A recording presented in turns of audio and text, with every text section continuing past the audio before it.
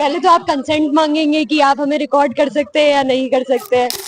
पहले तो आप कंसेंट मांगेंगे कि आप हमें रिकॉर्ड कर सकते हैं या नहीं कर सकते। कोई गारंटी नहीं है, बट क्या इसका मतलब ये है कि हम यहाँ पे आएंगे ही नहीं। और जब सरकार पेपर लीक को रोकने में नाकाम है तो क्या लगता है पेपर लीक को रोकने के लिए युवाओं के पास क्या रोड मैप है? पहले तो आप कंसेंट मांगेंगे कि आप हमें रिकॉर्ड कर सकते हैं या नहीं कर सकते हैं। यदि सरकार पेपर लीक को रोकने में नाकाम है तो युवाओं के पास क्या रोड मैप है कि पेपर लीक को रोका जा सकता है? पेपर लीक होना युवाओं का कर्तव्य नहीं है, मतलब उसका रोकना is a there is a body that has been appointed to ensure that that doesn't happen, and then there is a judiciary to ensure that that body does the work rightly.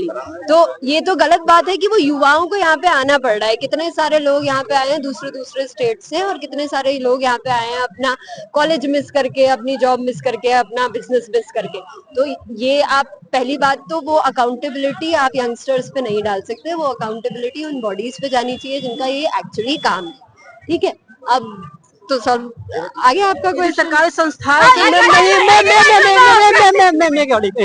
क्या धर्मेंद्र प्रधान की इस्तीफा दे देने के बाद जो सरकारें आएंगी, जो शिक्षा मंत्री बनेंगे, उनके शासनकाल में पेपर लीक नहीं होगा, इसका क्या गारंटी है? कोई गारंटी नहीं है, बट क्या इसका मतलब ये है कि हम यहाँ पे आएंगे ही नहीं और अकाउंटेबिलिटी को छोड़ देंगे? क्या इसका मतलब ये है हम घर में बैठ के ये बोल देंगे कि यार चीजें तो ऐसे ही होनी चाहिए? क्या इसका मतलब ये है कि हम हमारी right to protest, right to education, right to life को फॉर ग्रांटेड ले लेंगे और घर में बैठ जाएंगे? ये भी तो मतलब नहीं है, है ना? अभी हम लोग यहाँ पे हैं सिर्फ ये कहने के लिए नहीं कि धर्मेंद्र प्रधान रिजाइन कर दो और हमारा सारा प्रॉब्लम ठीक हो जाएगा। हम यहाँ पे हैं इस चीज के लिए कि as citizens of this country we have the fundamental right to keep people in power accountable, and that is what we are fighting for. और रेजिग्नेशन कोई बहुत बड़ी चीज नहीं है, बहुत सरकारों में बहुत बार किया है, होम मिनिस्टर ने किया है कई बार रिजाइन।